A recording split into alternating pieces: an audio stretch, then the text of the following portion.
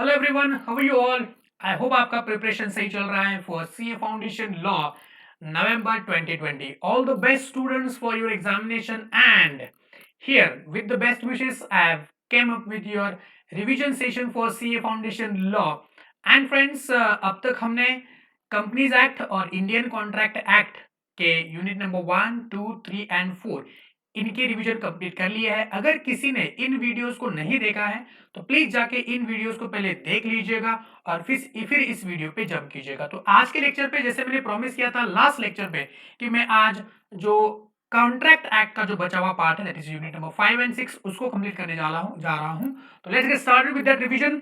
ये रहा सामने आपके unit number 5, that is the breach of contract and it's remedies. तो ये दो चैप्टर है, बहुत ही सिंपल है और बहुत मजेदार भी होने वाले हैं, ठीक है। तो ब्रीच ऑफ कॉन्ट्रैक्ट का मतलब क्या है ये पहले समझते हैं। तो ब्रीच ऑफ कॉन्ट्रैक्ट का मतलब ये होता है कि जहां पे कॉन्ट्रैक्टिंग पार्टी, जो उन्होंने कॉन्ट्रैक्ट बनाया था, उन्होंने उस ऑब्लिगेशंस को परफॉर्म करने से मना कर दिया, इसको बोलते हैं ब्रीच ऑफ कॉन्ट्रैक्ट। मतलब कॉन्ट्रैक्ट को तोड़ देना। तो कॉन्ट्रैक्ट को तोड़ने के कितने प्रकार है, और कॉन्ट्रैक्ट को तोड़ने के बाद क्या उन कॉन्ट्रैक्टिंग पार्टीज के ऊपर, जिन्होंने इन कॉन्ट्रैक्ट को तोड़ा है, क्या इनके ऊपर कोई सजा के प्रावधान है, उनके ऊपर कोई पेनल्टी के प्रावधान है? अगर है तो क्या है, वो इस यूनिट में हम लोग पढ़ने वाले हैं। तो पहला पार्ट है इसका breach of contract. So contract को तोड़ने के दो प्रकार है। पहला एक्चुअल ब्रीच और दूसरा है एंटीसिपेटरी ब्रीच। पहला कौन सा है? एक्चुअल ब्रीच, एंड दूसरा है anticipatory breach. No, what is actual breach? Actual breach यानी कि जहां पे कॉन्ट्रैक्टिंग पार्टीज ने एक्चुअली ऑन ड्यू डेट या फिर ड्यूरिंग द परफॉर्मेंस कॉन्ट्रैक्ट को तोड़ दिया है, ठीक है। सो एक्चुअल ब्रीच का मतलब है उन्होंने एक्चुअली में बोला कि नहीं, मैं कॉन्ट्रैक्ट को परफॉर्म नहीं कर सकता। अब ये दो प्रकार में हो सकता है, जैसे कि अभी मैंने डिस्कस किया कि पहले ऑन ड्यू डेट, वो ड्यू डेट पे भी हो सकता है, या फिर ड्यूरिंग परफॉर्मेंस, मतलब कॉन्ट्रैक्ट परफॉर्म हो रहा है और उसके बीच में उन्होंने बोला कि मैं परफॉर्म नहीं कर सकता। फॉर एग्जांपल, ए ने बी को बोला कि I will sell you my motorcycle on specific date. तो डेट था 15 अगस्त, भारत माता की जय। ओके, इस दिन पे मैं तुझको गाड़ी बेचूंगा। 15 अगस्त पे बी ए के पास पहुंचा और बोला कि आप मुझको गाड़ी दे दी, ये रहा तेरा कंसिडरेशन। ए बोला कि मैं तुमको गाड़ी नहीं बेचूंगा। यहाँ पे उसने एक्चुअल ब्रीच किया। या फिर ए और बी के बीच में कॉन्ट्रैक्ट हुआ कि 15 से लेके 20 तारीख, 15 से लेके 20 तारीख के दौरान मैं तुमको क्या करूंगा, डेली 100 kg ऑफ राइस क्या करूंगा, सप्लाई करूंगा। कब? 15, 16, 17, 18, 19, 20। 15 और 16 तारीख को उसने क्या किया, राइस जो है वो सही ढंग से 100 kg जो है वो डिलीवर करिया। लेकिन 17 तारीख को उसने बोला कि मैं आज से तुझको वो राइस सप्लाई नहीं कर सकता। तो ड्यूरिंग परफॉर्मेंस, परफॉर्मेंस चल रहा है, 15, 16, 17, 18, 19, 20 इन तारीखों पे राइस सप्लाई होना था, लेकिन ड्यूरिंग द परफॉर्मेंस उसने बोला कि मैं अभी तुमको राइस नहीं बेचूंगा। तो यहां पे ए ने किया एक्चुअल ब्रीच, ठीक है। दूसरा है anticipatory breach. No, anticipatory breach, यहां पे देखो, पहला एग्जांपल हम ले लेते हैं कि ए ने बी को बोला कि 15 अगस्त 2020 को मैं तुमको गाड़ी बेचूंगा, लेकिन 10 अगस्त 2020 को ए बी के पास पहुंचता है और बोलता है कि मैं तुझको गाड़ी नहीं बेच सकता 15 तारीख को, मैं तुझको 15 तारीख को गाड़ी नहीं बेच सकता। तो इसको बच्चों बोलते हैं एंटीसिपेटरी ब्रीच। देखो, एंटीसिपेट किया कि मैं ड्यू डेट के पहले ही तुमको बता रहा हूं कि ड्यू डेट पे मैं कॉन्ट्रैक्ट को परफॉर्म नहीं कर सकता। वो ड्यू डेट से पहले, वर्ड को बड़े ही समझदारी से सुनिएगा कि एंटीसिपेटरी ब्रीच का मतलब होता है कि ऑन ड्यू डेट, या फिर sorry, before due date. Okay, before due date contracting party जो डिफॉल्ट करना चाहती है, उसने अदर पार्टी को बोला कि मैं कॉन्ट्रैक्ट को परफॉर्म नहीं करूंगी। तो इसको बोलते हैं क्या? Anticipatory breach. एंटीसिपेटरी नहीं, anticipatory breach. Getting my point? So आपने एंटीसिपेट किया और बोला कि ड्यू डेट से पहले मैं आपको बोल रहा हूं कि ड्यू डेट पे मैं कॉन्ट्रैक्ट परफॉर्म नहीं कर सकता। अब ये एंटीसिपेटरी ब्रीच जो है वो दो प्रकार से हो सकता है। एक तो हो सकता है आपका एक्सप्रेसली, मतलब बोल के हो सकता है कि वर्ड स्पोकन या रिटर्न वे में एक्सप्रेसली बोला, जैसे कि ए ने बी को बोला, लिख करके बोला या फोन पे बोला कि नहीं, मैं तुझको नहीं भेज सकता। इसको बोलते हैं एक्सप्रेस एंटीसिपेटरी ब्रीच। दूसरा होता है इंप्लाइड एंटीसिपेटरी ब्रीच, जो पार्टीज के कंडक्ट से उसको बोला जा सकता है कि मैं परफॉर्म नहीं कर सकता। Are you getting my point? For example, अगर ए ने बी को वादा किया है कि मैं तुझको गाड़ी बेचूंगा 15 तारीख को, लेकिन 10 तारीख को ए ने वो गाड़ी किसी और को बेच दिया, हो सकता है ना, ए ने बी को बोला कि मैं तुमको गाड़ी बेचूंगा 15 तारीख को, लेकिन ए ने 10 तारीख को ही, that is before the performance of the contract between A and B, बोला उसने बोला नहीं, उसने क्या किया, उसने सी को गाड़ी बेच दिया। मतलब अब जब तक कि सी को गाड़ी बेच दिया है, वो बी को कैसे बेचेगा, नहीं बेच सकता है। तो यहाँ पे उसने कुछ ना बोलते हुए बी को ये बात समझा दी कि मैं अभी तुमको गाड़ी नहीं बेच सकता। इसको बोलते हैं implied anticipated breach of the contract. ठीक है, अब इसके इफेक्ट देखते हैं कि एक्चुअल ब्रीच होने के बाद क्या इफेक्ट है और एंटीसिपेटरी ब्रीच के क्या इफेक्ट है। पहले देखते हैं एंटीसिपेटरी ब्रीच के क्या इफेक्ट है। अब यहां पे देखो, जो डिफॉल्टिंग पार्टी है, ठीक है ना, जिसने ये डिफॉल्ट किया है, उसके तरफ जो नॉन डिफॉल्टिंग पार्टी है, हमारे एग्जांपल में B is the non defaulting party, so B की क्या रेमेडीज है, क्या राइट्स है अगेंस्ट ए। तो यहां पे देखो, बी जो है वो वेट कर सकता है till due date, wait till due date, कि बी बोलेगा कि चलो ए का दिमाग जो अभी घुमा हुआ है वो कॉन्ट्रैक्ट को परफॉर्म कर सकता है, बिकॉज 10 तारीख को बोला कि मैं परफॉर्म नहीं करूंगा, लेकिन 15 is the due date, so B can wait till due date for performance. या फिर वो 10 तारीख को ही कॉन्ट्रैक्ट जो है वो कैंसिल करने का भी ऐसा रिस्काइंड दी कॉन्ट्रैक्ट, रिस्काइंड दी कॉन्ट्रैक्ट। अरे गेटिंग माय पॉइंट, मतलब कि वो 10 तारीख को ही बोल सकता है कि जी हाँ कॉन्ट्रैक्ट ब्रेक हो चुका है, बिकॉज दूसरी पार्टी ने स्पेसिफिकली बोला हुआ है कि कॉन्ट्रैक्ट कैंसिल हो चुका है। या फिर बी क्या बोल सकता है कि वो कॉन्ट्रैक्ट के ड्यू डेट तक वेट करेगा और देखेगा कि क्या वो कॉन्ट्रैक्ट परफॉर्म कर रहा है, और अगर ड्यू डेट भी परफॉर्म नहीं होगा तो यहाँ पे वो मानेगा एक्चुअल ब्रीच हो चुका है, और फिर उस मुताबिक जो भी रेमेडीज है वो ले सकता है।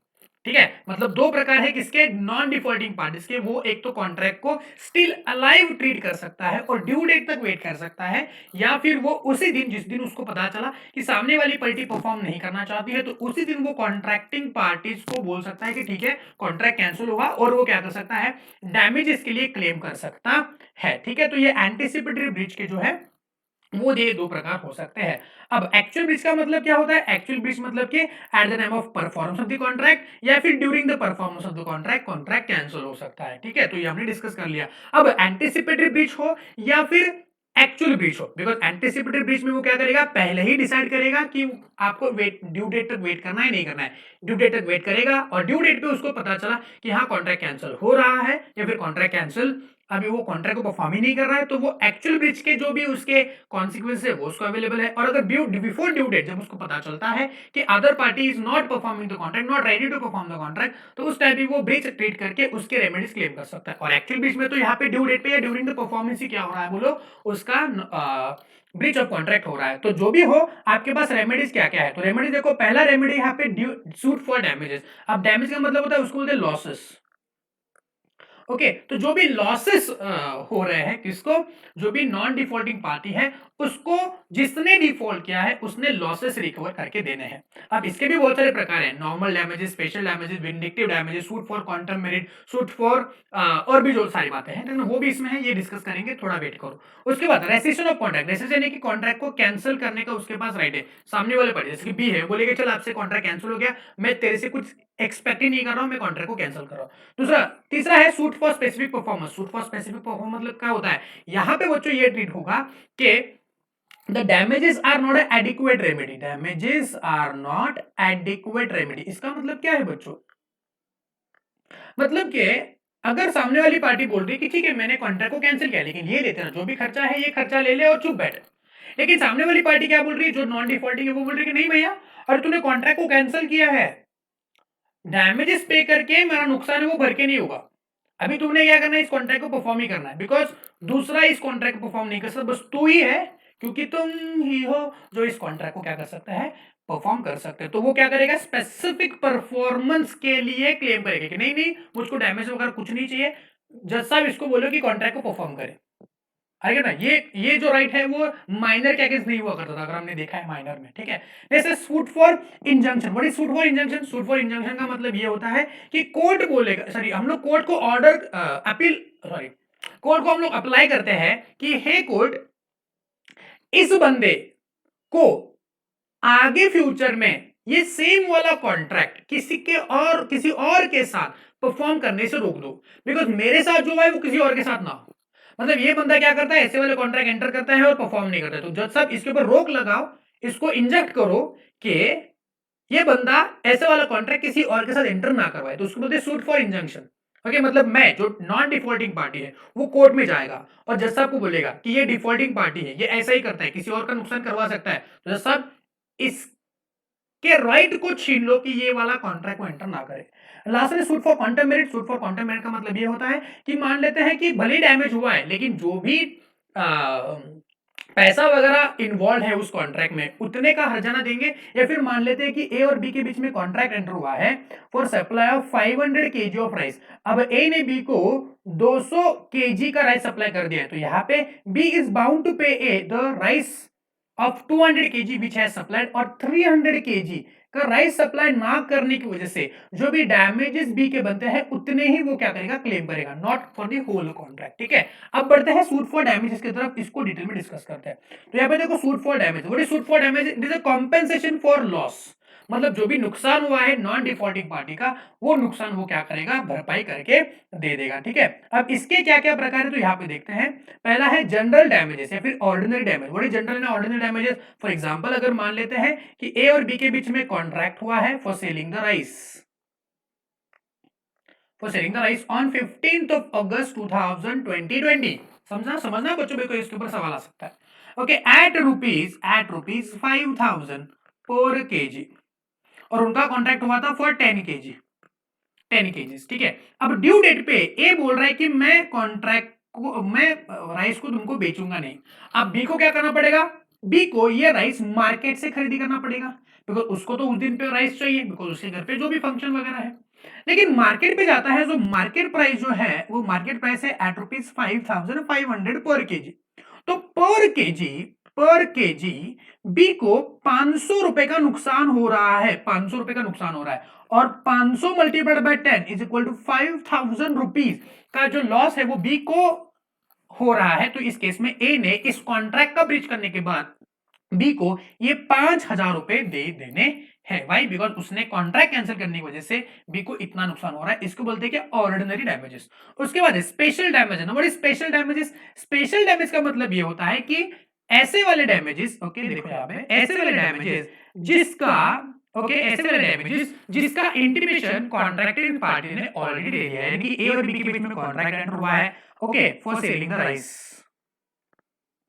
ओके, लेकिन बी ने ए को ऑलरेडी कंडीशंस बोल दिए हैं कि अगर तुम मुझको 15 अगस्त पे अगर तुम मुझको राइस सेल नहीं करोगे तो मैं कौन कौन से सिचुएशंस को मुझको फेस करना पड़ेगा। ओके, और अगर ये स्पेशल कंडीशंस ऑलरेडी कॉन्ट्रैक्ट में कम्युनिकेट हो चुके हैं कि अगर तू डिफॉल्ट करेगा तो मुझको ये नुकसान हो सकता है, तो उस चीज में जो डैमेजेस पे किए जाते हैं उसको बोलते हैं special damages. Okay, for example यहाँ पे और एग्जांपल लेते हैं कि ए और बी। ओके, बी ने ए को बोला कि तू मुझको जो है कुछ गुड सप्लाई करेगा, गुड सप्लाई करेगा। ठीक है, बी ने ए को बोला कि अगर तू मुझको ये गुड सप्लाई नहीं करेगा, ठीक है, तो ये होगा कि मेरी फैक्ट्री जो है वो बंद हो जाएगी, this is will be close down, because तुम्हारे गुड्स के सप्लाई के बाद ही मेरी फैक्ट्री चलती है, और अगर तुम उसको सप्लाई नहीं करे तो मेरी फैक्ट्री बंद हो जाएगी, और मेरी फैक्ट्री बंद हो जाएगी तो मुझको नुकसान हो सकता है। तो यहाँ पे अगर ए बी को 15 अगस्त पे वो गुड सप्लाई नहीं करता है तो उस केस में बी को नुकसान होगा, और बी ने ऑलरेडी बोल दिया था कि अगर तुम उसको इस दिन पे सप्लाई नहीं करेगा तो मुझको इतना नुकसान हो सकता है। तो इसको इस चीज में जो डैमेज पे करने पड़ेंगे उसको बोलते हैं स्पेशल डैमेज। जैसे कि अभी कोरोना के चक्कर में आपको पता है कि ऑक्सीजन सप्लाई वाले इनका डिमांड जो बढ़ गया है। अब बी का हॉस्पिटल है, बी का क्या बोला, हॉस्पिटल है, ए ने बी, ए क्या है, सप्लायर है, बी ने ए को बोला कि तुम उसको क्या करेगा, सप्लाई करेगा ऑक्सीजन।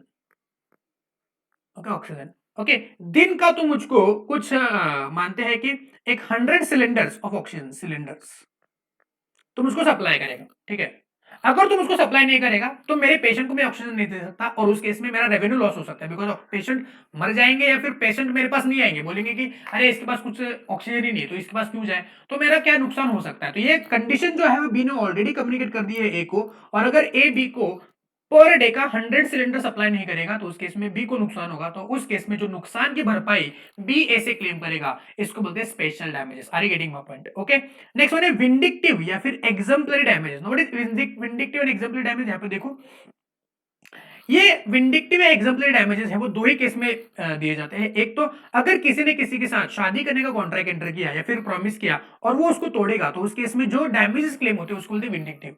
और दूसरा, अगर मान लेते हैं कि अगर बैंकर ने रॉन्गफुली चेक को डिसऑनर किया, चेक को डिसऑनर पता है आपको कि मैंने आपको चेक दिया तो आप अपने बैंक में चेक डिपॉजिट करोगे, आपकी बैंक मेरे बैंक के पास आके पेमेंट मांगेगी, और अगर मेरी बैंक ने रॉन्गफुली मेरे अकाउंट में मेरे खाते में पैसे है, मेरा चेक सिग्नेचर भी बराबर है, मेरा चेक भी वैलिड है, और उस केस में उसके बावजूद अगर मान लेते हैं कि मेरी बैंक पेमेंट नहीं करती है, तो मुझको नुकसान हुआ, आपको नुकसान हुआ, तो उस केस में जो डैमेजेस बैंक को पे करने हैं उसको बोलते हैं विंडिक्टिव डैमेज। हाँ, मेरे अकाउंट में पैसे नहीं है तो मेरी गलती है, मेरी कुछ गलती ही नहीं है, लेकिन उसके बावजूद मेरे बैंक ने आपको पेमेंट नहीं किया, तो आपको और मुझको दोनों को नुकसान हो सकता है। तो उस केस में जो डैमेजेस पे किए जाते हैं उसको बोलते हैं विंडिक्टिव या एग्जाम्पलरी डैमेज। तो याद रखना कि विंडिक्टिव और एग्जाम्पलरी डैमेजेस जो है वो दो ही केस में पे किए जाते हैं, एक तो ब्रीच ऑफ मैरिज और wrongful dishonour of bankers cheque. Okay, ठीक है, आगे बढ़ते हैं। Nominal damage, what is nominal damage? अब इस केस में क्या होता है कि डैमेजेस अवॉइड करना या फिर आपके ऊपर पेनल्टी लगाना, ओके, ज्यादा मायने नहीं रखता है कि अरे इतनी छोटी बात के लिए हम थोड़ी ना आपके ऊपर डैमेज लगाएंगे, लेकिन हाँ, आगे जाके आप ऐसी बातें ना करो, इसके लिए आपके ऊपर कुछ नॉमिनल चार्जेस ठोक के छोड़ देते हैं, इसको बोलते हैं नॉमिनल डैमेज। जैसे फॉर एग्जांपल, आपने अगर मान लेते हैं कि ट्रैफिक सिग्नल तोड़ा, तो कितना लगता है आपको? 200-250 रुपया। 200-250 कोई मायने नहीं रखता है। आप जाएंगे स्टारबक्स में तो आपको वहां पे 500 रुपए की कॉफी आती है। सिसिली में जाओगे, किसी के साथ गर्लफ्रेंड बॉयफ्रेंड के पास साथ जाओगे, जाना मत, बहुत बुरी बात होती है। सिसिली जाना बुरी बात नहीं होती, लेकिन गर्लफ्रेंड बॉयफ्रेंड भाई अभी सीए कर रहे हैं तो नहीं है, ऐसी बात थोड़ा सा अवॉइड करो। लेकिन है उसके बावजूद किसको जाना है तो जाओ, मेरा कुछ फायदा नुकसान है नहीं। तो अगर मान लिया बॉयफ्रेंड गर्लफ्रेंड के साथ जा रहे हो और वहां पे आप सिसिली में जाओगे, तो भाई 400-500 रुपए कॉफी और इधर का फलाना खर्चा होने वाला है। अब इसके चलते इसको कंपेयर करते हुए अगर ट्रैफिक सिग्नल को तोड़ना है का डैमेज आपको लगा है, तो बोलते 200-250 रुपए का होता है, तो नॉमिनल होते हैं। अब इसके लिए आपकी प्रॉपर्टी जो है वो ट्रैफिक सिग्नल वाला हवालदार नहीं उठाता है, तो इसको बोलते हैं नॉमिनल डैमेजेस। तो for the breach of contract जो डैमेजेस आपके ऊपर दिए जाते हैं, जिसके ऊपर डैमेजेस लगाना कोई बात नहीं होती, लेकिन आप ये बाद में ना करो। अब एक बार आपकी पावती फट गई तो उसके बाद you will be very careful कि सिग्नल नहीं तोड़ना है भाई, तो अब वापस से ऐसी बातें ना करो। इसके लिए जो डैमेजेस दिए जाते हैं उसको बोलते हैं nominal. It can be even a rupee और इट कैन बी 10 पैसा। 10 पैसा तो नहीं है, लेकिन 1 रुपया आपके ऊपर लगेगा, नहीं 1 रुपया का डैमेज आपको हर जाना भरना पड़ेगा, तो नॉमिनल सा है, लेकिन डैमेज मेरे ऊपर लगा है, ये बात आपके दिमाग में फिक्स हो जाएगी। तो इसके बाद आप क्या नहीं, वो वाली बातें वापस नहीं करोगे। उसके बाद damage for deterioration caused by, deterioration मतलब कि लॉस टू द गुड्स, ठीक है। मतलब फॉर एग्जांपल अगर मान लेते हैं कि ए ने बी के साथ कॉन्ट्रैक्ट एंटर किया, okay, for selling the milk, okay, at 15th of August 2020, B is bound to go A's place and take the delivery, लेकिन B do not go to the A's place। अब यहाँ पे क्या हुआ? Goods का नुकसान हुआ। अब जो भी नुकसान हुआ है ए का, वो उसने क्या करना है? पे करना है, ठीक है बात। या फिर मान लेते हैं कि ए और बी के बीच में कॉन्ट्रैक्ट हुआ है फॉर सेलिंग सर्टन गुड्स, ठीक है ना, लेकिन ए जब ट्रांसपोर्टेशन करके बी के पास पहुंचा रहा है उन गुड्स को, और उस केस में कुछ डिटेरियोरेशन यानी कि फिजिकल डैमेज हो रहा है गुड्स को, ओके, इसको क्या बोलते हैं? इसको बोलते हैं damage for deterioration caused by delay. So delay होने की वजह से अगर मान लो आपको कुछ नुकसान हो रहा है, इसको बोलते हैं क्या? Deterioration by delay. For example, दूसरा एग्जांपल लेते हैं, ठीक है। सो ए और बी के बीच में कॉन्ट्रैक्ट एंटर हुआ है for selling the goods, okay. 15 अगस्त पे क्या करना है? ए ने बी को गुड्स क्या करने हैं? डिलीवर कर देने हैं। 15 अगस्त के बाद 16 अगस्त पे इन गुड्स की कुछ कीमत नहीं है।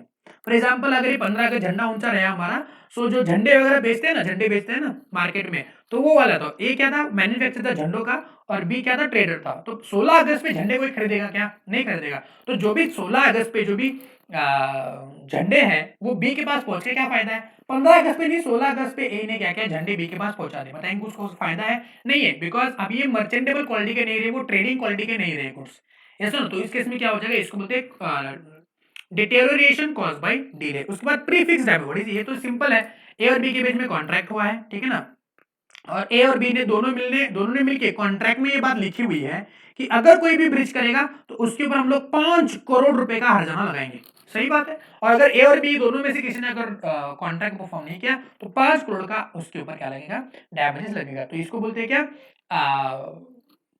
Types of the damages. Okay, तो ये पहला पार्ट अपना कवर हो गया, कौन सा वाला, ये वाला,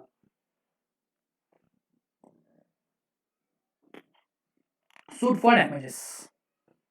क्लियर है, सूट फॉर डैमेज क्लियर होगा। हाँ ठीक है, उसमें और एक पॉइंट है, ठीक है ना, जो है difference between penalty and liquidity damages. Okay, actually exam में आने की संभावना बहुत रेयर है, लेकिन एक बार डिस्कस कर लेते हैं। इंग्लिश लॉ में अलग है, इंडियन लॉ में अलग है। हम लोग इंडियन है तो इंडियन लॉ पढ़ते हैं। पेनल्टी और लिक्विडिटी डैमेज में फर्क है। जो अभी अब तक आपने देखा वो है लिक्विडिटी डैमेजेस। ओके, उसको एक सेपरेट नाम दे, लिक्विडिटेड। अब लिक्विडिटेड नाम सुन के डर मत जाना, नथिंग बट डैमेज। तो अब इसको ऐसे भी पढ़ेंगे तो चलेगा, damages only. What is difference between penalty and damages. Exam में लिक्विडिटी डैमेज आने के बाद ऐसे आंखें ऐसे मत करना, ये ओनली डैमेजेस ही होते हैं। ठीक है, सो पेनल्टी और डैमेजेस में क्या फर्क है, ठीक है। पेनल्टी, ओके, पेनल्टी जो आपके ऊपर लगाते हैं ना, ये थोड़े से एग्जैजरेटेड अमाउंट में रहता है। फॉर एग्जांपल अगर आप कंपनीज एक्ट वगैरह पढ़ोगे, जब आप इंटर में आओगे, फाइनल में जाओगे, तो वहां पे आपको पेनल्टीज लगाई जाती है। जैसे for example 3 times of amount involve in the fraud. तो अगर आप किसी फ्रॉड में इन्वॉल्व है ना कंपनी में, तो मान लिया आपने 1 करोड़ का फ्रॉड किया, तो आपके ऊपर 3 करोड़ का पेनल्टी डाल सकते हैं। इसको नहीं बोलते कि 3 करोड़ का डैमेजेस दोगे, डैमेज नहीं, वो पागल ही क्या भाई, 3 करोड़ का पेनल्टी लगता है आपके ऊपर। ठीक है, तो जहां पे आपकी डैमेजेस की अमाउंट बहुत ही ज्यादा, बहुत बड़ी होती है, तो इसको हम लोग जनरली क्या बोलते हैं, पेनल्टी बोलते हैं, इसको डैमेज नहीं बोलते। हाँ, लेकिन जहां पे लोग बोलते हैं कि इंडियन कॉन्ट्रैक्ट एक्ट में वगैरह पढ़ोगे, कंपनीज एक्ट में पढ़ोगे, कि अगर आपके वजह से किसको नुकसान हुआ है, जैसे कि मान लेते हैं आपको, आपने अपने इन्वेस्टर्स को आपने सही इन्फॉर्मेशन नहीं दी। जैसे प्रोस्पेक्टस हमने देखा था कि अगर आपने प्रोस्पेक्टस में गलत सलत इन्फॉर्मेशन डाल के आपने अगर प्रोस्पेक्टस इशू किया, तो इसके ऊपर विश्वास रख के लोगों ने इन्वेस्ट किया, तो उनको नुकसान तो होगा, बिकॉज गलत इन्फॉर्मेशन दिया। तो जो भी नुकसान हुआ, डैमेजेस, ओके, वो आपने क्या करना है, कॉम्पेंसेट कर देना है। मतलब जितना भी लोगों ने इन्वेस्ट किया, मान लेते हैं लोगों ने 10,000 का इन्वेस्टमेंट कर दिया है, तो 10,000 का 10,000 आपने क्या करना है, वापस देना है। फिर 3 करोड़ रुपए का इन्वेस्टमेंट है, तो 3 करोड़ वापस दे दो, बिकॉज जितना आया था उतना वापस दिया। आपके ऊपर कोई एक्स्ट्रा पेनल्टी नहीं लगाई, एक्स्ट्रा मॉनिटरी आपके ऊपर फाइन नहीं लगाया। तो यहाँ पे बोलते हैं कि अगर आपने 1 करोड़ का नुकसान किया और आपके ऊपर 3 करोड़ का पेनल्टी ठोक रहे हैं, अगर आपको डैमेज देने के लिए बोल रहे हैं, तो 3 करोड़ को पेनल्टी बोलते हैं। लेकिन आपने 1 करोड़ का नुकसान करवाया और आपको 1 करोड़ देने के लिए बोला, या फिर 1.5 करोड़ देने के लिए बोला, तो इसको बोलते हैं क्या, डैमेजेस। तो ये डिफरेंस है स्पेसिफिकली लिक्विडिटी डैमेजेस और पेनल्टी में। क्लियर है, ओके, चलो। सो ये डिस्टिंक्शन वाला पॉइंट है, ठीक है ना, इसको एक बार आप रीड करना at your own, read it at your own, clear हो जाएगा। ठीक है, उसके बाद along with the damages, parties के पास और भी प्रकार के क्या है बोलो, रेमेडीज अवेलेबल है। पहला रेमेडी है रेसिशन ऑफ कॉन्ट्रैक्ट। कॉन्ट्रैक्ट को कैंसिल कर सकता है, कि जो भी पार्टी है, जो नॉन डिफॉल्टिंग पार्टी है, वो कॉन्ट्रैक्ट को कैंसिल भी कर सकती है और साथ साथ डैमेजेस भी क्लेम कर सकती है। ठीक है, दूसरा है सूट फॉर क्वांटम मेरिट। मैंने ऑलरेडी डिसाइड किया कि जो भी पार्टी नॉन डिफॉल्टिंग में है, वो पार्टी जितना उसका कॉन्ट्रैक्ट परफॉर्म नहीं हुआ है, उतने तक के लिए वो क्या कर सकता है, क्लेम कर सकता है फॉर डैमेजेस। और जितना अगर उसने बेनिफिट वगैरह रिसीव किया है, तो वो उसको वापस भी करने हैं, अगर वो कॉन्ट्रैक्ट को कैंसिल करवा है। तो you will be compensated for the value of the work which you have done. Okay, उतना आपको कॉन्ट्रैक्ट में पैसा मिल सकता है। उसके बाद नेक्स्ट वन, चलो एक काम करते हैं, क्वांटम मेरिट का एक एग्जांपल भी ले लेते हैं। चलो मान लेते हैं कि ए और बी, ठीक है ना, बी क्या है, कॉन्ट्रैक्टर है, बी क्या है, कॉन्ट्रैक्टर है। ओके, ए ने बी को बोला कि तू मेरे लिए क्या कर, एक घर बनवा के दे, तू कॉन्ट्रैक्टर है, you will build the house for me. अब क्या हुआ, घर जो है फाउंडेशन पूरा हो गया, अब तक दीवारें वगैरह चढ़ी नहीं है, ठीक है ना, फाउंडेशन बना के रख दिया, ये फाउंडेशन घर का बना दिया। और ये बोल रहे हैं कि नहीं नहीं, आज से तू कॉन्ट्रैक्ट मेरा नहीं है, तू मेरा कॉन्ट्रैक्टर, मैंने कॉन्ट्रैक्टर बदल दिया, मैंने सी को घर बनाने के लिए अपॉइंट कर दिया। तो बी बोलेगा ठीक है भाई, तू जहां दुनिया में जिससे चाहे बनवा के ले ले, लेकिन जितना मैंने बनवाया है उतने तक का क्या कर, तू मुझको पैसा दे दे, और जो भी मेरा नुकसान हुआ है उतना मेरे को वापस कर दे, जितना कि मैंने काम किया है। ठीक है, तो जितना आपने काम किया उतना आपको वापस मिल गया, उसको बोलते हैं क्वांटम मेरिट। ठीक है, next one, suit for specific perform. What is suit for specific performance, यहां पे मैंने बोला कि द पेनल्टी, ओके, या फिर damages are not the adequate remedy. यहां पे कोर्ट बोल सकता है कि आप जो हो वो कॉन्ट्रैक्ट को परफॉर्म ही करो। ठीक है, जैसे कि ए और बी के बीच में कॉन्ट्रैक्ट एंटर हुआ है for selling some goods, for selling some goods. अब बी को जो है वो उसी क्वालिटी के गुड्स चाहिए, उसी टाइप के गुड्स चाहिए जो ए मैन्युफैक्चरिंग करता है। ये प्रकार के गुड्स कोई और मैन्युफैक्चरिंग नहीं कर रहा है, ठीक है ना, वो उसी को, हाँ गुड्स है लेकिन उस प्रकार के नहीं जो ए मैन्युफैक्चरिंग करता है। अब यहाँ पे अगर मान लेते हैं कि ए बोल रहा है कि नहीं नहीं नहीं नहीं नहीं मैं परफॉर्म नहीं करूंगा, ठीक है, या फिर मैं कॉन्ट्रैक्ट को परफॉर्म नहीं करूंगा, तो उस केस में भी बोलेगा नहीं मुझको डैमेज वगैरह नहीं चाहिए, तू नहीं परफॉर्म करना। फॉर एग्जाम्पल अगर मान लेते हैं ठीक है ना, मुकेश भाई, मुकेश अंबानी, यस और नो, मुकेश भाई, ओके, मुकेश भाई की डॉटर, ठीक है ना, उसकी शादी है, वेडिंग, और मुकेश भाई चाहते हैं कि एसआर के शाहरुख खान जो है वो इस वेडिंग में क्या करे, एक परफॉर्मेंस करे, एक डांस परफॉर्मेंस करे, डांस परफॉर्मेंस, बिकॉज उनकी बेटी को शाहरुख खान बहुत पसंद है, मान लेते हैं। कथा के सारे पात्र काल्पनिक है, इसका वास्तविक जीवन से कोई संबंध नहीं, अगर होगा तो योगायोग माना जाएगा। अब एसआरके ने बोला ठीक है, कॉन्ट्रैक्ट हुआ मुकेश भाई और एसआरके के बीच में कि इतना इतना पैसा लेके मैं वेडिंग में परफॉर्म करूंगा, ठीक है, वो करते भी है लोग, तो परफॉर्म करूंगा। ड्यू डेट पे क्या हुआ, ड्यू डेट पे या फिर उसके पहले मान लेते हैं कि 15 अगस्त पे शादी है। अब 14 अगस्त पे एसआरके बोल रहा है कि कुछ कारणों की वजह से या फिर मुझको नहीं चाहिए, लगता है कि मैं शादी में आके नाचूं, डांस परफॉर्मेंस करूं, मैं नहीं आऊंगा, I am breaking the contract. तो यहाँ पे मुकेश भाई बोल रहे हैं कि अरे यार ऐसे कैसे, मेरी बेटी को तू ही पसंद है, एसआरके ही पसंद है। एसआरके बोल रहा है आमिर सलमान ऋतिक है ना, उसको ले लो।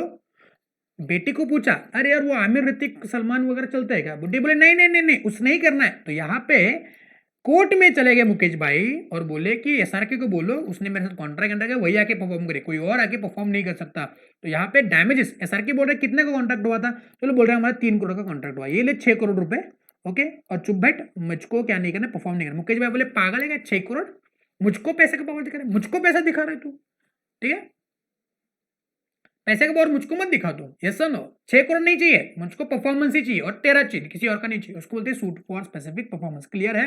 उसके बाद suit for injunction, okay same बात है। सूट फॉर इंजंक्शन का मतलब होता है कि किसी को हम लोग उसी टाइप के कॉन्ट्रैक्ट परफॉर्म ना करने का रोक लगा सकते हैं, कोर्ट के पास है, कोर्ट बोलेगी कि उसको रोको, ये परफॉर्म मत करो, बिकॉज ये क्या करता है, नुकसान करवाता है लोगों का, ठीक है, yes.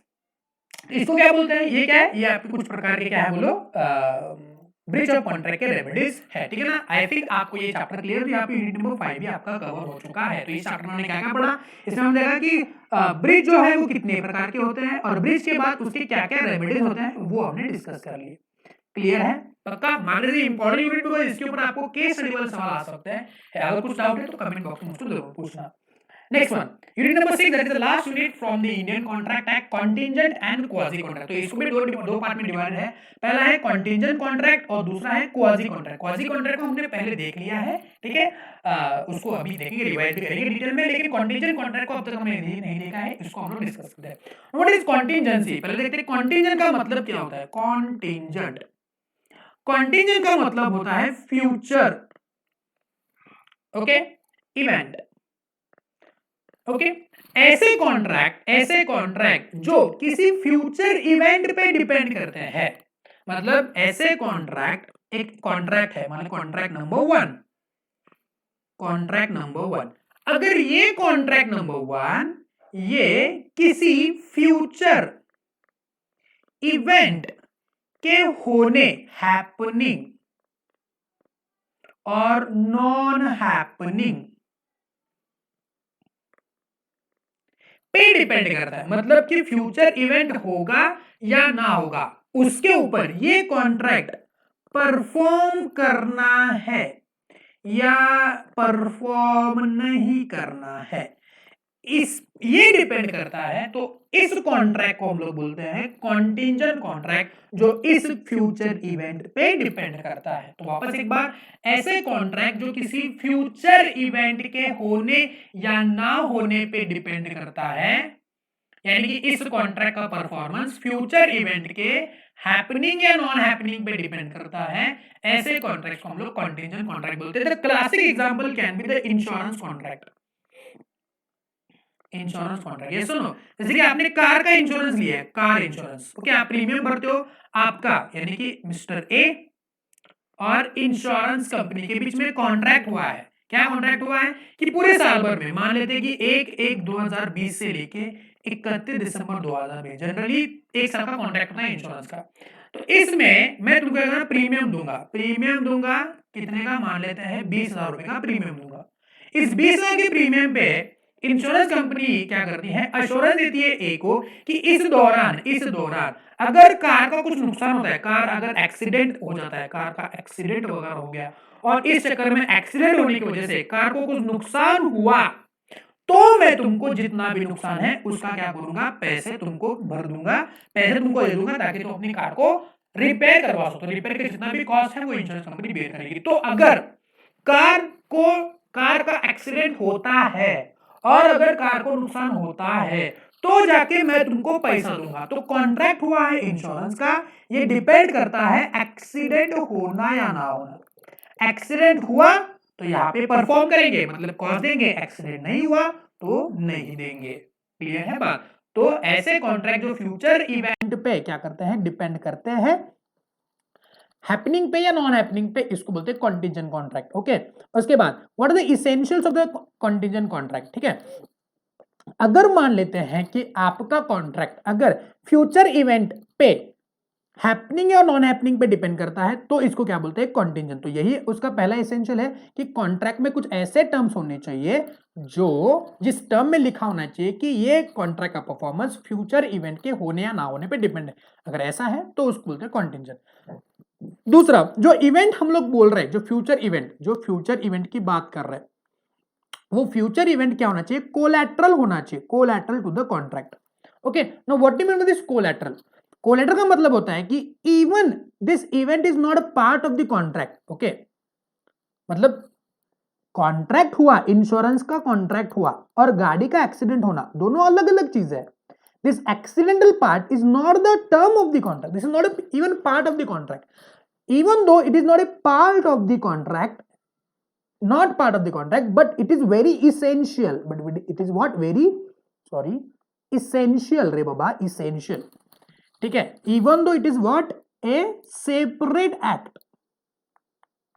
but it is very essential for the performance of the, मतलब ये होना या ना होना बहुत ही क्या करता है, मायने रखता है। तो इसको बोलते हैं कोलैटरल, इसको क्या बोलते हैं, collateral. Are you getting my point? Okay, so वो इवेंट क्या होना चाहिए, बोलो कोलैटरल होना चाहिए। ठीक है, and the contingent event should not be the मियर the will of the promise. For example देखो, ए promises to pay ₹1 lakh if he chooses, if it is not the contingent contract, मतलब कि मैं तुमको 1 लाख रुपए दूंगा अगर मुझको लगता है तो। अरे ये भाई कॉन्टिजेंट नहीं हुआ, ये कॉन्ट्रैक्ट का ही पार्ट है कि अगर मुझको 2 साल के बाद लगा कि मैं तुझको 1 लाख रुपए दूंगा तो मैं दूंगा, अदरवाइज नहीं दूंगा। तो ये कोई कॉन्टिजेंट कॉन्ट्रैक्ट नहीं है।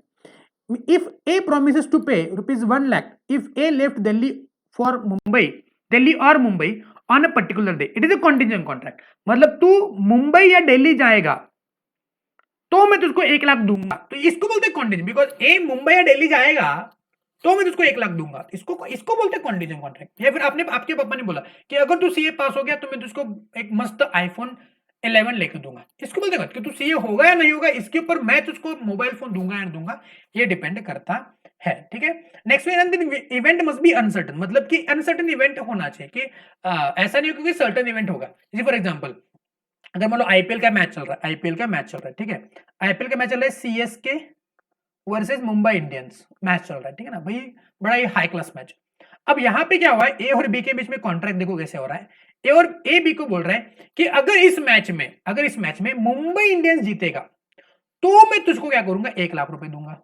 अब ये बेटिंग का मामला नहीं है, मैं बस क्या कर रहा हूं, मैं बस एग्जाम्पल पर्पज ले रहा हूं, ये बेटिंग का वगैरह मैं कुछ प्रमोट नहीं कर रहा हूं। ए बोल रहा है बी को, अगर मुंबई इंडियंस जीतेगा मैं तुझको 1 लाख रुपए दूंगा। ठीक है, इसको बोलते हैं कॉन्टिजेंट कॉन्ट्रैक्ट, कि ये जो अनसर्टन इवेंट है, अबे सीएसके जीतेगा या मुंबई इंडियंस जीतेगा पता ही नहीं ना, तो ये कॉन्ट्रैक्ट जो है वो किसी कोलैटरल अनसर्टन इवेंट पे डिपेंड करता है।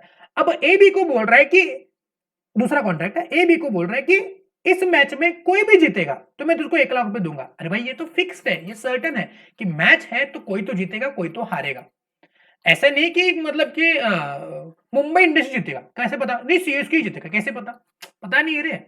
अनसर्टन इवेंट पे दोनों में से कोई एक जीतेगा, कोई मुंबई इंडियंस जीतेगा तो मैं तुझे 1 लाख दूंगा।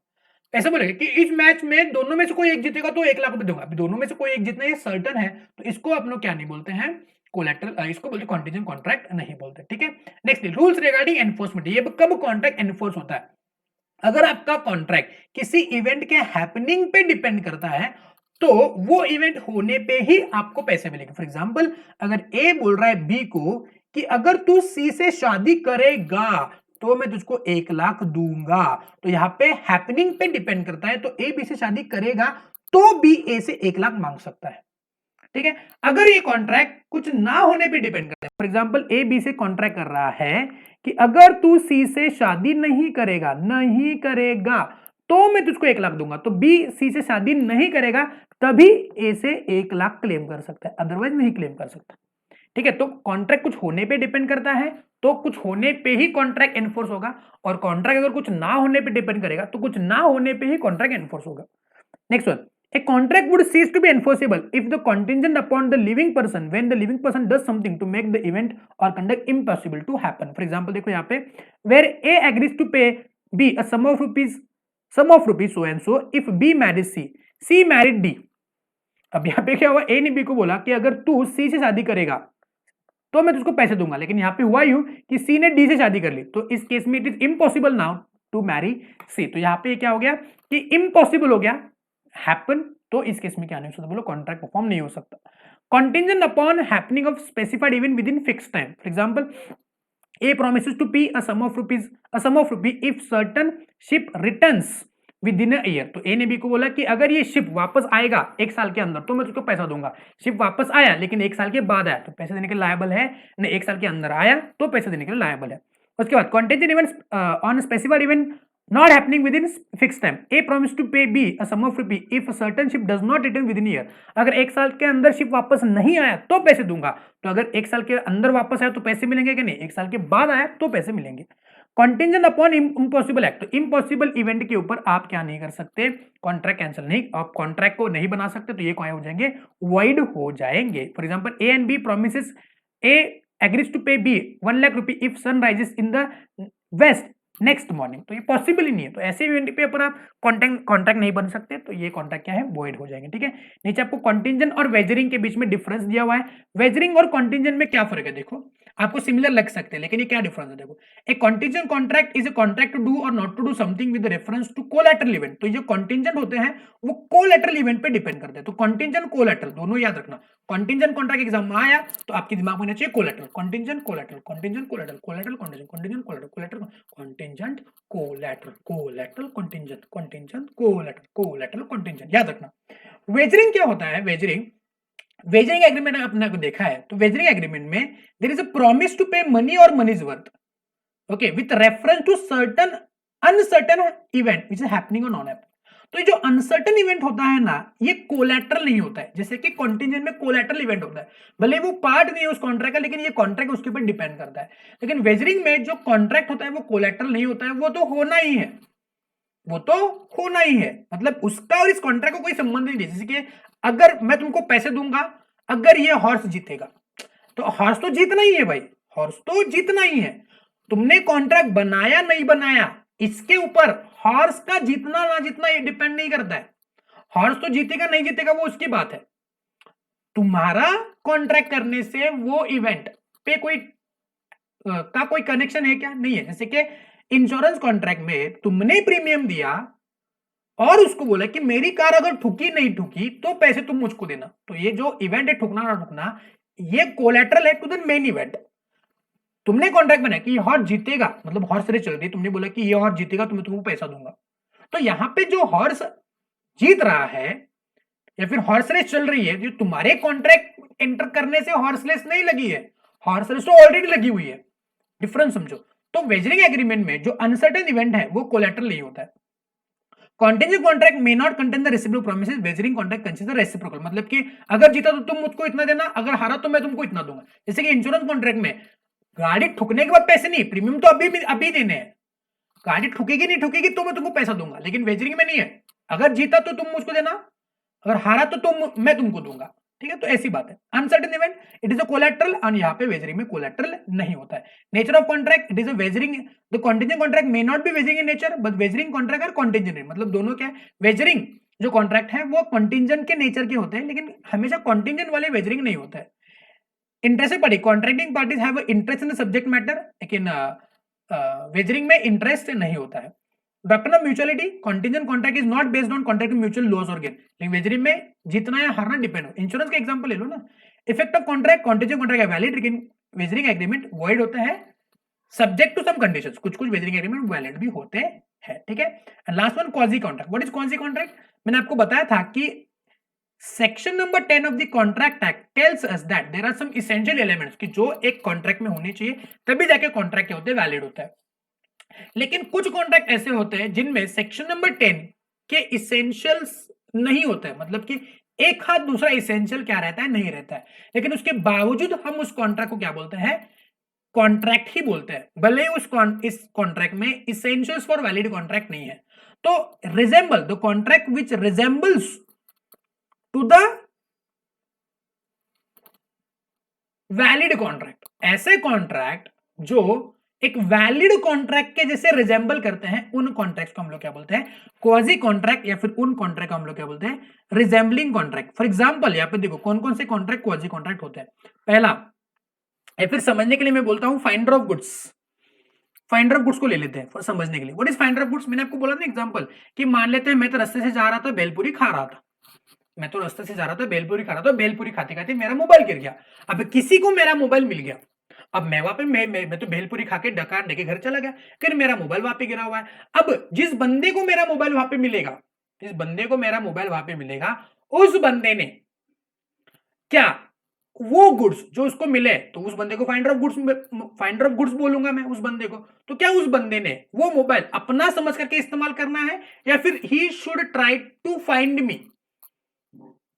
It is a moral duty of the person to find me and return the mobile to me, या फिर उसने ऐसे कुछ स्टेप्स ले लेने हैं ताकि वो जो मोबाइल है वो मुझको मिले। Are you getting my point? Yes और नो? उसने पुलिस थाने में जाना है, बोलना कि ये मोबाइल मुझको मिला है और ये किसी का भी हो उसको वापस दे देना, कुछ भी हो, या फिर उसने तहकीकात करनी है आजू बाजू में, क्या ये मोबाइल किसका गिरा हुआ है क्या, वगैरह वगैरह वगैरह, किसको पूछना चाहिए, तो मैं अगर वहीं पे खड़ा हूं तो मुझको मोबाइल मिल जाएगा। तो यहाँ पे बताएंगे क्या मेरा और उस जो बंदा है जो उसको मैं कभी मिला भी नहीं हूं, जिसको मेरा मोबाइल मिला है, उसके बीच में कुछ कॉन्ट्रैक्ट हुआ था पहले कि ऐसा मेरा मोबाइल गिरेगा, फिर तुमने मुझको ढूंढना है, फिर मैं तुमको इतना पैसा, नहीं रहे, पॉसिबल नहीं है। तो it is a duty of the person to find me and to return the mobile to me. अगर अगर वो मोबाइल अपना समझ के इस्तेमाल करता है और उसके बाद मुझको पता चलता है कि ये मोबाइल मेरा उसको मिला था और उसने अपना मुझको बोला मेरा मोबाइल वापस नहीं दिया है, तो मैं उसके ऊपर केस फाइल कर सकता हूं कि इसने मेरा मोबाइल अपना समझ के इस्तेमाल किया हुआ है। किसी की दूसरी की चीज अपनी समझ के इस्तेमाल नहीं करते, भले ही कितनी भी अच्छी क्यों ना हो। समझदार को इशारा काफी है। फाइंडर ऑफ गुड्स क्लियर है? तो इसको बोलते हैं क्या, क्वाजी कॉन्ट्रैक्ट। तो मेरे और उसके बीच में जो फाइंडर ऑफ गुड्स है, इसके बीच में क्वाजी कॉन्ट्रैक्ट एंटर हुआ है। दूसरा है क्लेम्स फॉर नेसेसिटी सप्लाई। तो माइनर का हमने एग्जांपल दिया था, तो contract with the minor is void ab initio, void ab initio, अगर आपको याद है। लेकिन लेकिन लेकिन लेकिन लेकिन लेकिन भले ही contract with the minor is void ab initio, लेकिन नेसेसिटी सप्लाई कर, अगर नेसेसिटी सप्लाई की है किसने, गार्जियन ने अगर माइनर को नेसेसिटी सप्लाई किए हुए हैं, तो उस नेसेसिटी सप्लाई की जितनी भी कॉस्ट है वो कॉस्ट गार्जियन रिकवर कर सकता है फ्रॉम दी प्रॉपर्टी। अब यहाँ पे एक पॉइंट है कि पर्सनल लायबिलिटी नहीं आएगी, जो भी माइनर की प्रॉपर्टी है उससे वो रिकवरी कर सकता है। उसके लिए हमने कंडीशन में देखेंगे कि जो नेसेसिटी है वो एक्चुअल नेसेसिटी होनी चाहिए, बोनाफाइड नेसेसिटी होनी, रीजनेबल होनी चाहिए। The necessity should not be such that which he is already in a possession, और रिकवरी हो सकता है ओनली आउट ऑफ प्रॉपर्टी। तो ये तीन कंडीशन हमने देखे थे। तो भले ही कॉन्ट्रैक्ट वर्ड एब इनिशियो है, लेकिन ये क्वाजी कॉन्ट्रैक्ट है, इसके लिए माइनर लायबल है। माइनर मतलब माइनर की प्रॉपर्टी लायबल है। Payment by an interested person, अब ये मतलब क्या है, payment by an interested person का मतलब क्या होता है? फॉर एग्जाम्पल मान लेते हैं कि ए और बी, ठीक है ना। अब ए क्या है, ए का एक घर है जो रेंट पे दिया हुआ है, rent a house to B.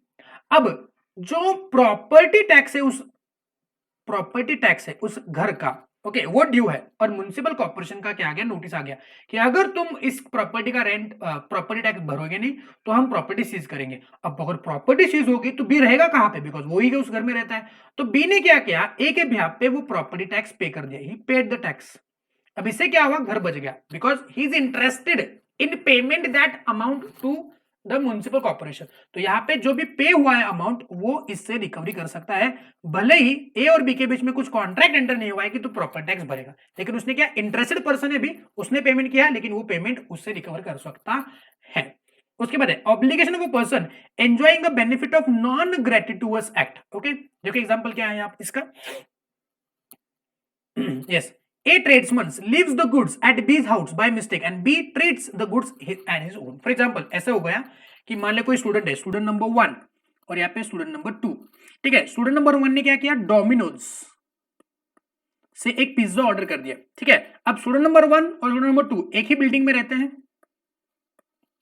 Okay, लेकिन इनका विंग अलग अलग है। ठीक है ना, मान लेते ये ए विंग है, ये बी विंग है। स्टूडेंट नंबर 1 क्या रहता है, सॉरी यहाँ पे ए और बी लिखना था, यस, स्टूडेंट नंबर जो है वो A12 में रहता है, स्टूडेंट नंबर बी जो है वो B12 में रहता है। स्टूडेंट नंबर 1 ने एड्रेस दिया A12 ए विंग वगैरह वगैरह आ जाओ, लेकिन डोमिनोज वाले ने क्या किया, गलती से उसी बिल्डिंग में A12 की जगह पे B12 पे वो पिज्जा डिलीवर कर दिया। अब बी बहुत खुश हुआ, बोला पिज्जा आ गया फोकट में, उसने खा लिया। ए राह देख रहा है, उसने फोन लगाया डोमिनोज वाले, यार तुमने पिज्जा लाया नहीं, बोला डिलीवर कर दिया सर, वो B12 में डिलीवर। अरे B12 में कैसे डिलीवर किया तुमने? सो क्या स्टूडेंट नंबर 1 स्टूडेंट नंबर 2 से पिज्जा का पैसा रिकवर कर सकता है? जी हाँ कर सकता है। इसको बोलते हैं person enjoying benefits of non gratuitous act. मतलब उसने कुछ किया ही नहीं, वो नॉन ग्रेटिटुअस एक्ट। क्या उसने उसको पिज्जा गिफ्ट किया था स्टूडेंट 1 ने स्टूडेंट 2 को? नहीं, वो नॉन ग्रेटिटुअस एक्ट के बेनिफिट को एंजॉय किया, उसने डकार मार दी करके पिज्जा खा के। तो स्टूडेंट 1 इज लायबल टू पे स्टूडेंट 1। ठीक है, नेक्स्ट वन है person responsible finder of goods. Finder of goods already discuss हो चुका है अपना। ठीक है ना, नेक्स्ट वन है मनी पेड बाय मिस्टेक और अंडर कोअर्शन। ओके, अगर मान लेते हैं कोअर्शन में या मिस्टेक में पैसे पे हुए हैं एक दूसरे को, तो वो पैसे आपने वापस कर देने हैं। फॉर एग्जाम्पल यहाँ पे देखो, a payment of municipal tax made under the mistake और बिलीफ और because of the misunderstanding of the terms of the lease can be recovered from the municipal authority. जैसे कि आपने मान लेते हैं कि एक प्रॉपर्टी टैक्स पे किया है जो होना चाहिए 1000 का, लेकिन आपने 10,000 पे किए, तो आपने मिस्टेक में पे किया ना, तो आपके जो ऊपर के 9,000 है वो आपने म्युनिसिपल अथॉरिटी से रिकवर आप कर सकते हो। ठीक है, या फिर कोअर्शन में, कोअर्शन हो, अंडर इन्फ्लुएंस हो,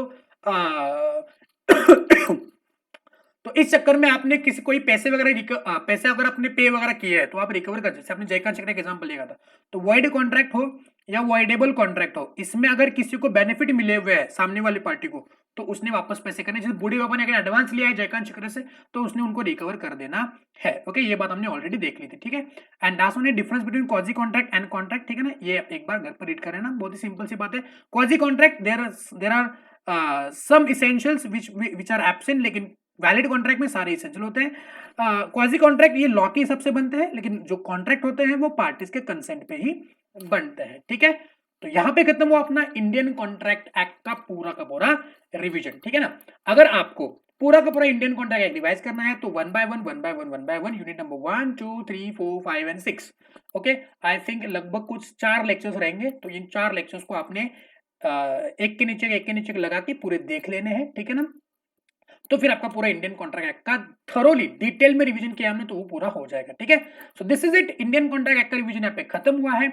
अगले लेक्चर पे हम लोग मिलेंगे किसी और एक एक्ट के साथ, उसकी रिवीजन भी कंप्लीट करेंगे। And till then bye bye, love you all, prepare perfectly, prepare wisely for examination. November 2020 में हमने पास होना है, मतलब होना है, whatever it takes you have to get pass. Okay, और उसके लिए जो भी हेल्प की मदद की जरूरत हो आप मेरे से मांग सकते हो, वो मैं आपको प्रोवाइड जरूर करूंगा। अभी रिवीजन पे तो दे रहा हूं, उसके साथ साथ और भी कुछ आपको चाहिए तो आप मेरे से मांग सकते हो। ठीक है, till then bye bye, love you all.